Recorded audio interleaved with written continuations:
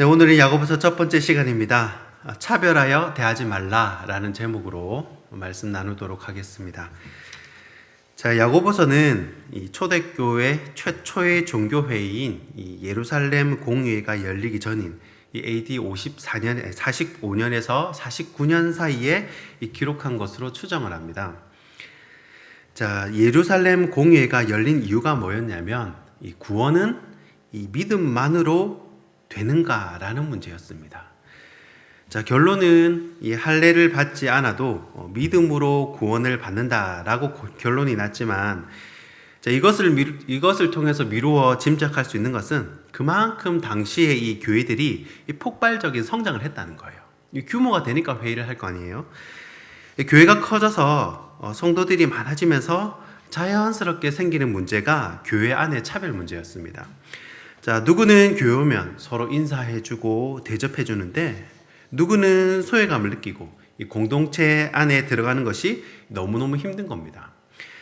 자, 야고보서는 그러지 말라고 명령을 합니다. 그러면 이유가 있을 겁니다. 믿는 사람들끼리는 왜 차별하면 안 되나? 그 이유를 한번 살펴보겠습니다. 차별하면 안 되는 이유, 첫 번째는 모두가 주님의 자녀이기 때문입니다. 오늘 본문 2절에서 4절 말씀 보겠습니다. 자, 만일 너희 회당에 금가락지를 끼고 아름다운 옷을 입은 사람이 들어오고 또 남루한 옷을 입은 가난한 사람이 들어올 때에 너희가 아름다운 옷을 입은 자를 눈여겨보고 말하되 여기 좋은 자리에 앉으소서 하고 또 가난한 자에게 말하되 너는 거기 서 있든지 내 발등상 아래에 앉으라 하면 너희끼리 서로 차별하며 악한 생각으로 판단하는 자가 되는 것이 아니냐. 아멘. 자, 2절 말씀에 금가락지 나오죠. 자, 이때 금가락지는요, 지금의 이 국회의원 배지라고 생각을 하시면 됩니다. 뭐 회당장이라든지 공회원이라든지 집정관이라든지 이 어떤 높은 직함을 가진 사람을 나타내는 그 금가락지예요. 어떤 한 자리 하고 있는 사람들 주는 거 있잖아요. 대기업 다니면 대기업 배지 주잖아요. 그거를 생각하시면 됩니다. 또 3절에 보시면 아름다운 옷 입은 자를 눈여겨본다는 구절이 있죠. 이 옷의 계급이 나타납니다. 이 사도행전 16장에 보면 자주장사 루디아가 나오는데 굉장히 부자입니다. 그래서 루디아가 자비량으로 사도 바울의 이 사역에 이 필요한 모든 경비를 다 지원을 해줍니다. 그럼 왜 이렇게 부자냐? 이 자주색은요, 당시 귀족이나 높은 계층만 입을 수 있는 귀한 옷감입니다. 이 옛날에는 염색한 옷감이 귀했지 않습니까? 그래서 어떤 문헌에는 이 루디아가 이 빌립보의 거상이라고 표현을 하기도 합니다. 그러니까 뭐 여기서 금가락지, 그 다음에 아름다운 옷, 이 말은 다 부자나 높은 계층을 뜻한다는 말입니다. 자, 세상은 돈대로 좌석을 배치합니다. 이 자본주의는 돈 있는 사람이 대우를 받습니다. 이 콘서트나 공연장이나 스포츠 경기장을 가도 돈 있는 사람은 앞자리 가서 앉습니다. 이 앞자리가 더 잘 보이고 또 많이 즐길 수가 있거든요. 이 교회도 가장 앞자리가 은혜 받는 자리라고 해서 왜 서로 앞에 앉으라고 이렇게 하지 않습니까? 그래서 이 앞자리를 금자리라고 합니다. 그리고 중간쯤 가면 이제 은자리라고 하고 좀 맨 뒤쪽에 앉은 사람은 이제 잠자리라고 합니다. 요는 차별이 없어야 한다는 거예요. 부자나 가난한 자나 주인이나 노예나 또 유대인이나 이방인이나 차별이 없어야 한다는 겁니다. 자, 그러나 예의가 없어도 된다라는 말은 아닙니다. 아무리 교회라도 지켜야 할 선이 있습니다. 교회라고 큰 소리 치고 막 그러면 안 된다는 거예요. 항상 모든 일을 상식선에서 선을 지키는 범위 안에서 이 차별이 없어야 한다라는 것을 야고보서는 말하고 있습니다. 자, 차별하면 안 되는 이유 두 번째는 가난한 자를 특별히 챙기시기 때문에 그렇습니다. 오늘 본문 5절 말씀입니다. 내 사랑하는 형제들아 들을지어다. 하나님이 세상에서 가난한 자를 택하사 믿음에 부유하게 하시고 또 자기를 사랑하는 자들에게 약속하신 나라를 상속으로 받게 하지 아니하셨느냐. 아멘. 자, 우리 하나님은요, 이 가난한 사람들을 특별하게 챙기시는 분입니다. 제가 중학교 2학년 때부터 이 신문 배달을 하고 고등학교 3학년 때는 이 독서실 실장을 이제 그 아르바이트를 하면서 독서실을 다녔습니다. 이 동문여고 앞에 있는 뭐 시옷 이 독서실이라고 아주 장사가 잘 되는 그런 집이었어요. 1층에 슈퍼고 그 통으로 건물이 그 그 집안 거였는데 하여튼 7층인가 9층인가 하여튼 거기 꼭대기 탑층에 이제 독서실을 했어요. 그때 한 달 독서실비가 한 9만 원 정도 됐던 것 같은데 그 독서실비도 부담스러워가지고 저는 독서실 카운터를 지켜주면서 그렇게 공부를 했습니다. 제 업무 중 하나가 새벽 1시 15분 되면 이제 고3 아이들이 이제 봉고차를 타도록 내려 보내야 하는데 그때 30대 젊은 사장님이 정해진 시간보다 조금 일찍 오신 거예요. 빨리 오신 거예요. 그러면서 왜 빨리 아이들을 안 내려 보냈냐고 막 이렇게 다그치시면서 이 봉고차 안에서도 마지막 그게 막차였거든요. 타면서 저도 같이 타고 간단 말이에요. 봉고차 안에서 저를 막 혼내시는데 굉장히 인신공격성 발언을 하시는 겁니다.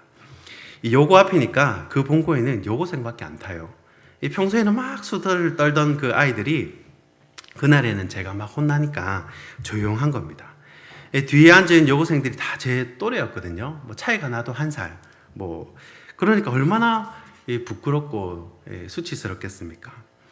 내가 좀 부잣집에 태어났으면 이 학원비, 독서실비 걱정 안 하고 그렇게 다녔을 텐데 이 없는 집에 태어나가지고 이 독서실비 아껴보려고 이렇게 욕을 먹으니까 너무너무 서럽더라고요. 차를 내려주는 것도 딴 애들은 다 집 앞에 내려줘요. 근데 저는 이 동선이 멀다고 저 집 멀리 이렇게 내려주는 겁니다. 제가 그날 펑펑 울면서 집에 갔어요. 그때 제가 멘토로 삼던 분이 저랑 제일 친했던 친구 어머니셨습니다. 굉장히 믿음이 좋은 권사님이신데 서울에서 남편분이 이제 부산에 지하철 2호선 공사할 때였어요. 그 공사 담당 소장님이셨거든요. 그래서 그 집이 다 이제 부산에 이사를 온 겁니다. 그 집사님이 굉장히 지혜로우셨던 분입니다. 제가 막 울면서 전화를 하니까 그분이 저에게 그렇게 말씀을 해주시더라고요. 하나님은 가난한 사람들을 더 사랑하신다는 거예요. 하나님이 다 똑같이 사랑하시는 줄 알았는데 이 가난한 사람들을 더 사랑하신다는 겁니다. 제가 그 말을 듣고 얼마나 위로가 되었지. 무슨 일이 있어도 하나님은 가난한 사람을 더 사랑하시는구나. 그러면 하나님은 나를 더 사랑하시겠네? 그렇게 위로를 받았습니다. 이 새벽에 오시는 분들은 제가 말씀을 이렇게 요리를 해서 콕 집어 드리니까 성경이 어느 부분을 강조하는지 눈에 쏙 들어오실 겁니다. 이 성경에는 하나님께서 특별히 챙기시고 사랑하시는 부류가 있는데 바로 가난한 사람들이에요. 어느 성경을 봐도요, 가난한 사람들에 대한 하나님의 관심 그리고 혜택이 참 많습니다. 이런 사람을 도와주면 하나님이 혜택을 많이 주세요. 왜 그렇습니까? 하나님도 미안하시거든요. 하나님이 자녀를 낳아놓고 그렇게 없이 사는데 마음이 안 아프시겠냐고요.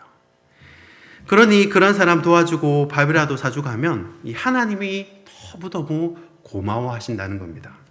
특별히 5절 말씀을 보니까 하나님이 가난한 자를 택하셔서 믿음을 부요하게 하신다는 겁니다. 자, 공평하신 하나님이 가진 것은 좀 없어도 믿음의 선물을 부요하게 주신다는 것입니다. 또 자기를 사랑하는 자들에게 약속하는 나라를 상속받게 하신다고 그러죠.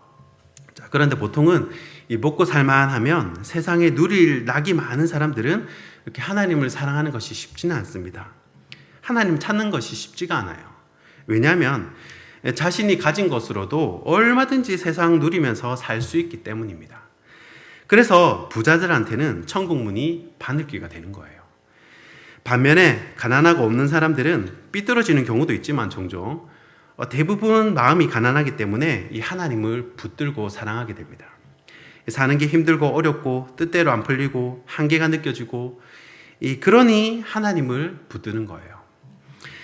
하나님을 더욱 사랑하는 겁니다. 그러니까 하나님 나라를 상속받기가 더욱 쉽겠죠.